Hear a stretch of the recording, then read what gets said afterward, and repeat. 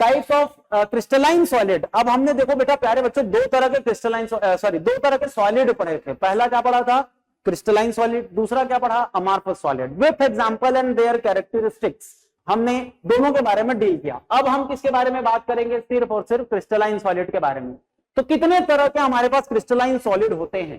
तो वापस से बात करेंगे बेटा based on the nature of the particle, यानी पार्टिकल का नेचर कैसा है, ठीक है, उनके बीच में अट्रैक्शन फोर्स यानी उनके बीच में बनने वाला बॉन्ड कैसा है, ठीक है। उसके बाद अगर हम लोग बात करें तो इन दोनों बेसिस पे किसके किसके, पहला नेचर और दूसरा बॉन्ड, पार्टिकल का नेचर और उसके बॉन्ड के आधार पर चार तरीके से हमारे पास सॉलिड के टाइप आएंगे, ठीक है। आप लोग इसका स्क्रीनशॉट ले सकते हो चाहो तो, ठीक है। तो आयोनिक सॉलिड है पहला। दूसरा क्या मिलेगा आपको? कोवेलेंट या नेटवर्क सॉलिड भी इसी को बोला जाता है क्योंकि एक पूरा नेटवर्क बना लेता है, ठीक है। तीसरा है मेटालिक सॉलिड, चौथा है मॉलिक्यूलर सॉलिड। डन। चलो इसके बारे में हम लोग डील करेंगे। तो सबसे पहले हम लोग को देखना है बेटा आयोनिक सॉलिड क्या है, ये सबसे इंपॉर्टेंट बात, ठीक है। अब नाम से ही क्लियर है आयोनिक सॉलिड के बारे में पढ़ने वाले हैं। इसका मतलब क्या हुआ कि देखो आयोनिक सॉलिड के बारे में पढ़ने वाले हैं। अब आयोनिक सॉलिड किसको बोलोगे? इसका मतलब ही है कि इसके कंस्टिट्यूएंट जो पार्टिकल होंगे वो आयन ही होंगे। दो तरह के आयन होते हैं बेटा, पहला होता है पॉजिटिव चार्ज आयन जिसको आप लोग कैटायन भी बोलते हो, दूसरा होता है निगेटिवली चार्ज आयन जिसको आप लोग एनायन के नाम से भी जानते हैं, ठीक है।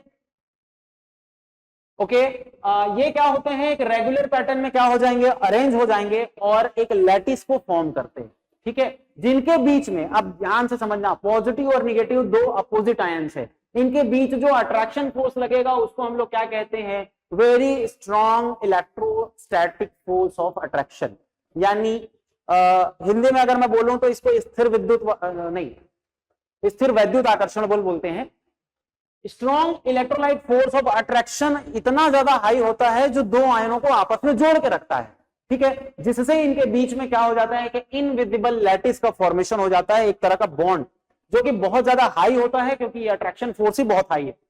इनके बीच में जो आयन्स होंगे ये एक दूसरे को, जो क्रिस्टल बनेगा इनका, उनके बीच में जो आयन्स होंगे यानी पॉजिटिव आयन और निगेटिव आयन, वो दोनों एक दूसरे को होल्ड करके रखने का काम करते हैं, ठीक है।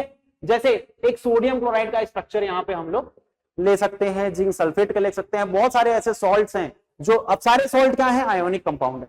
या कुछ कैरेक्टरिस्टिक्स के बारे में इसके पढ़ते हैं। चलिए सबसे पहले बात करेंगे प्यारे बच्चों, these are hard and brittle. Yes, क्योंकि आयंस हैं इसलिए हाई अट्रैक्शन फोर्स होने के कारण सबसे पहली बात ये एक हार्ड क्रिस्टल बनाता है, लेकिन ये आसानी से टूट जाने वाले भी हो जाते हैं। जब आप इस पर प्रहार करेंगे, अटैक करेंगे तो ये आसानी से टूट भी जाएंगे, ठीक है।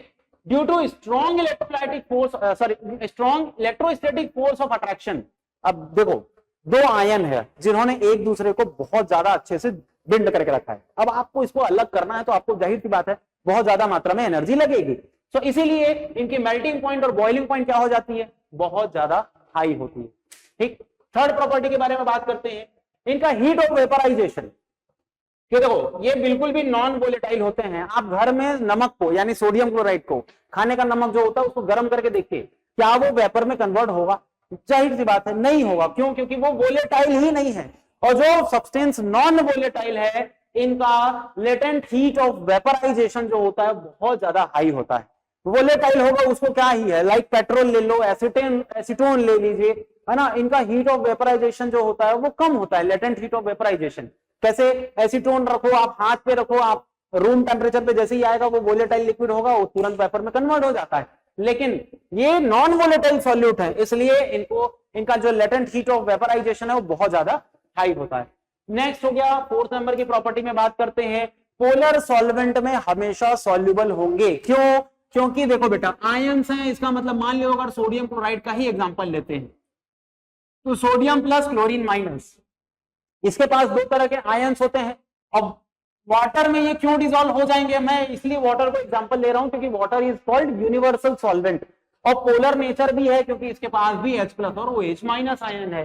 सो सिंपल सी बात है बेटा, ये माइनस प्लस के साथ जाएगा और ये प्लस इस माइनस के साथ जाएगा। तो इसीलिए जो भी नेचर में पोलर होंगे या आयोनिक होंगे वो हमेशा पोलर सॉल्वेंट में क्या रहते हैं? डिसॉल्व रहते हैं। उसके बाद बात करते हैं in solid state. Solid state में अगर इसके बात करेंगे किसकी? कंडक्टिविटी की। अब दो तरह की कंडक्टिविटी इसमें होती है, हीट और इलेक्ट्रिसिटी की। तो सबसे इंपॉर्टेंट बात तो यही हो गया कि अब ध्यान से समझना, एक आयोनिक क्रिस्टल है और 3D में है, 3D में यानी एक क्यूब बना लेते हैं सीधे सीधे इस तरीके से, ठीक है। अगर एक क्यूब के फॉर्मेशन में अगर हम देखें इस तरीके से, तो क्यूब के कितने फेस हुए? 6, ठीक है। ये देखो, ये सामने वाला 1, पीछे वाला 2 है ना, लेफ्ट वाला 3, राइट वाला 4, ऊपर वाला और नीचे वाला, तो 6 फेस होते हैं। अब कंसीडर करो कि that I am a positive charge ion, मैं सोडियम आयन हूं, तो मेरे 6 साइड में क्या होंगे? क्लोराइड के आयन होंगे। कहां कहां होंगे? पहला, एक मेरे राइट साइड क्लोराइड आयन होगा, एक मेरे लेफ्ट साइड Cl माइनस यानी क्लोराइड आयन दिखेगा, एक मेरे ऊपर, एक मेरे नीचे, एक मेरे सामने, एक मेरे पीछे। तो 6 तरीके से मुझे घेर के रखा है। ऐसे ही अगर मैं एक क्लोराइड आयन को इमेजिन करूं तो उसके भी 6 तरह से साइड से कौन घिरे होंगे? Sodium ion. अब इस कंडीशन में क्या होता है बेटा, कोई भी आयन जो है वो मूव करने की कंडीशन में नहीं है। क्यों? क्योंकि जाहिर सी बात है, अगर एक सोडियम आयन क्रिस्टल में से घूमने की कोशिश भी करे, मूव करने की कोशिश करता है, तो 6 क्लोराइड आयन उसको strong electrostatic force of attraction के कारण क्या किए हैं? होल्ड करके रखे। ऐसे ही अगर कोई क्लोराइड आयन मूव करना चाहे तो उसको भी 6 सोडियम आयन होल्ड करके रखे हैं। तो इसलिए कोई भी आयन जो है वो क्रिस्टल में मूव करने के लिए कैपेबल है ही नहीं, फिक्स पोजीशन में है। इसीलिए यहां पर किसी भी तरीके से भाई आयन का ट्रांसफर होगा तभी इलेक्ट्रिसिटी ट्रांसफर होगी। आयन ही अपने जगह में क्या हो गया है? सिक्योर हो गया है, मूव नहीं कर रहा है। इसका मतलब इलेक्ट्रिसिटी इसमें बिल्कुल भी कंडक्ट नहीं होगी। कब? सॉलिड स्टेट में, ठीक है। सॉलिड स्टेट में मूव नहीं कर रहा है। लेकिन जैसे ही आप इसको वाटर के साथ डिसॉल्व कर दो, कहने का मतलब इसका एक्वस सॉल्यूशन बना देते हो, या ये मान लीजिए मोल्टन कंडीशन में आ गया, तो इनकी जो लैटिस एनर्जी हो वो क्या हो गई? ब्रेकडाउन हो गई। यस और नो? ये जो लैटिस एनर्जी है वो ब्रेकडाउन हो जाती है। ब्रेकडाउन होने पर क्या होगा? सारे आयन, वो बंधन ही खुल गया, सारे आयन क्या हो गए? मूव करने के लिए फ्री हो गए।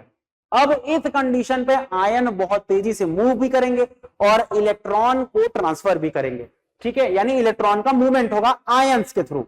तो इसका मतलब जब हम इसको क्या करेंगे? सॉलिड स्टेट में रखेंगे, तब ये बिल्कुल भी इलेक्ट्रिसिटी का कंडक्टर नहीं है, very bad conductor of electricity है। कौन? Ionic solid. लेकिन अगर इनका एक्वस सॉल्यूशन बनाए, इसको मोल्टन स्टेट में लेके आए, तब इससे बढ़िया कंडक्टर कुछ हो ही नहीं सकता, इलेक्ट्रोलाइटिक के रूप में काम करेगा। यानी very good conductor of electricity in molten state और इन एक्वस सॉल्यूशन, ठीक है। चलिए, तो आयोनिक सॉलिड को पढ़ने के बाद बात करते हैं हम नेक्स्ट सॉलिड की, जो हमारा है कोवेलेंट या नेटवर्क सॉलिड, ठीक है। कोवेलेंट का मतलब क्या हो गया बेटा? म्यूचुअल शेयरिंग ऑफ इलेक्ट्रॉन, ठीक है। यानी एक इलेक्ट्रॉन मेरा तो एक इलेक्ट्रॉन आपका, 2 इलेक्ट्रॉन मेरे तो 2 इलेक्ट्रॉन आपका। जैसे कि साथ जनरली होता है, आप कोई भी स्ट्रक्चर देख लो, है ना। अभी मैं डायटोमिक मॉलिक्यूल के बारे में बात नहीं करता हूं, इसको हम लोग थोड़ा सा अगली तरफ में पढ़ेंगे, ठीक है ना। चलो, अभी हम लोग बात करेंगे कोवेलेंट की। डायमंड आप लोगों ने देखा है ना, उसके बारे में बात करेंगे। डायमंड का स्ट्रक्चर कैसा रहता है? हर एक कार्बन पार्टिकल दूसरे कार्बन पार्टिकल से जुड़ा होता है। तो कोवेलेंट या नेटवर्क सॉलिड से कहने का क्या मतलब हो गया कि जाहिर सी बात इसके जो कंस्टिट्यूएंट पार्टिकल होंगे वो एक या अधिक प्रकार के क्या हो सकते हैं? एटम मौजूद हो सकते हैं। किसमें? कोवेलेंट वाले सॉलिड में, जो कि आपस में एक कोवेलेंट बॉन्ड बना करके एक दूसरे को क्या करते हैं? होल्ड करके रखेंगे। यानी इनके बीच में जो अट्रैक्शन फोर्स मिलेगा वो कैसा रहेगा? कोवेलेंट बॉन्ड अट्रैक्शन फोर्स रहेगा, कोवेलेंट अट्रैक्शन फोर्स है। म्यूचुअल शेयरिंग करेंगे तभी कोवेलेंट बॉन्ड बनेगा। और इसमें एक ही तरह, जरूरी नहीं है कि एक ही तरह का एटम हो, इसमें डिफरेंट डिफरेंट टाइप के भी एटम्स हो सकते हैं। लाइक इसके कुछ कैरेक्टर्स के बारे में देखेंगे। अच्छा, एक चीज और बता दूं, इनका जो स्ट्रक्चर होगा वो 3 डायमेंशनली और 2 डायमेंशनली दोनों फॉर्म में पाया जाता है और बहुत जैंट स्ट्रक्चर होता है, बहुत बड़ा होता है, राइट। कैरेक्टर्स के बारे में बात करते हैं कुछ, तो सबसे पहली बात करेंगे इसकी मेल्टिंग पॉइंट, बॉइलिंग पॉइंट जो है वो बहुत हाई होती है, ठीक है। दूसरा, they are very bad conductor of electricity, ठीक है, एक्सेप्शन ग्रेफाइट।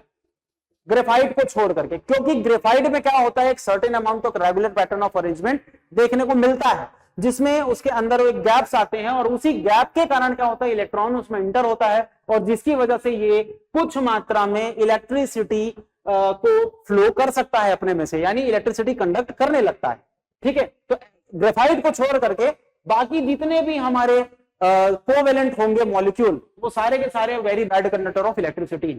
थर्ड बात करेंगे, कोवेलेंट बॉन्ड जो है वो डायरेक्शनल होते हैं और बहुत स्ट्रॉन्ग तरह के होते हैं, ठीक है। ये जो कोवेलेंट सॉलिड आप देखेंगे, इनमें जो कोवेलेंट बॉन्ड पाया जाए, ग्रेफाइट को छोड़ करके ठीक है, नेक्स्ट फिर से मैं उसी में आ गया, ग्रेफाइट को छोड़ करके जितने भी कोवेलेंट सॉलिड होंगे ये हार्ड होते हैं और ब्रिटल होते हैं। अब ये जो ग्रेफाइट है वो आपको मिलती कहां है? पेंसिल की नीड में, यस और नो। जब भी आप पेंसिल को आप क्या करो, शार्प करो उसको, ठीक है, शार्पनर से, और वो जो ब्लैक कलर का आपको जो निडल दिखाई देता है वो क्या होता है? ग्रेफाइट होता है, जो कि बहुत ही सॉफ्ट नेचर का होता है, इजिली आप उसको तोड़ सकते हो।